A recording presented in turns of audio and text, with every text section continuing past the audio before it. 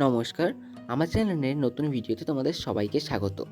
তো আজকে কিন্তু আমি এই ইন্ডিয়ান ম্যাপটা বানাচ্ছি, কারণ সামনেই কিন্তু 15ই আগস্ট। তো তার জন্য কিন্তু আমি এখানে ফার্স্টে এরকম পিচবোর্ড নিয়েছি। পিচবোর্ডটা এরকম গোল মাপের করে কেটে নিয়েছি। তোমরা যেমন সাইজে বানাবে তেমন সাইজের কিন্তু গোল মাপটা কেটে নেবে। তো ফার্স্টে কিন্তু একটার উপর একটা রেখে এরকম করে লাগিয়ে নিয়েছি। তার উপর আরেকটা ধাপ করার জন্যে তার থেকে সামান্য পরিমাণে ছোট কিন্তু আবার একটা পিচবোর্ড কেটে একইভাবে জোড়া লাগিয়ে নিয়েছি।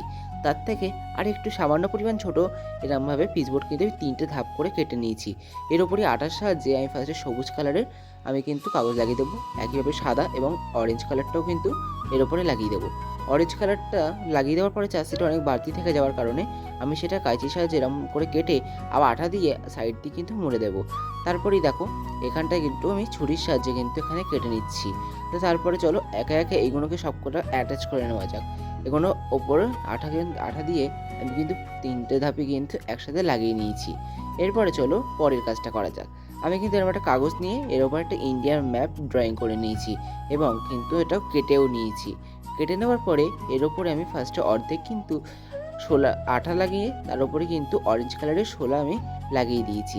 অরেঞ্জ কালারের শোলা না থাকলে তোমরা কিন্তু চালের ওপরে কালার করেও লাগাতে পারো অথবা জাস্ট কালার করে লাগাতে পারো। কিন্তু যদি শুধু কালার করতে চাও তাহলে কিন্তু এটা পিচবোর্ড নিতে হবে। তো তারপরের ধাপটা কিন্তু আমি এখানে হোয়াইট কালারটা নিয়ে নিয়েছি। হোয়াইট কালার বেশি না থাকায় আমি কিন্তু এখানে একটু বিভিন্ন রকমের কালারও ব্যবহার করেছি। তারপরে আমি কিন্তু সব রকম কালার করে দিয়েছি বলে আমি এটা কিন্তু কালার করে নিয়েছি। তারপরেই চলো অশোক চক্রটা কিন্তু ড্রয়িং করে নিই। অশোক চক্রটা ফার্স্টে হলো স্কেচ পেন দিয়ে ভালো হবে, কিন্তু স্কেচ পেনে হচ্ছিল না বলে আমি কিন্তু এখানে ওয়াটার কালারটা ব্যবহার করেছি। তো চলো এইটাকে মাঝ বরাবর লাগিয়ে দেওয়া যাক। আমি কিন্তু এখানে ফেভিকল আঠার সাহায্যে এইটা সুন্দর করে লাগিয়ে নিয়েছি। লাগিয়ে নেওয়ার পরে হচ্ছে এর মেন কাজ।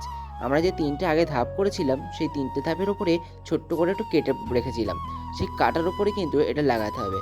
তো আমি কিছুক্ষণ ধরে এখানটা গ্লুগানটা বসিয়ে রেখেছিলাম।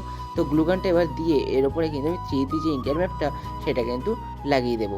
লাগিয়ে দেওয়ার পরে দেখো পড়ে যাচ্ছিলো বলে কিছুক্ষণ ধরে রাখতে হয়েছিল। তারপরে এরকম একটা কাগজ রোল পাকিয়ে মাথার দিকে অরেঞ্জ এবং নিচের দিকে কিন্তু গ্রিন আমি লাগিয়ে নিয়েছি। তোমরা কিন্তু কাগজের বদলে এখানে কালারটা করে নিতে পারো। তো একইভাবে কিন্তু এরকম 5 থেকে 6টা করে নেব। করে নেওয়ার পরে এরকম করে আমি কিন্তু কিছুটা ডিফারেন্স রেখে রেখে আমি কিন্তু এখান থেকে সবকটা গ্লুগানের সাহায্যে লাগিয়ে নিয়েছি।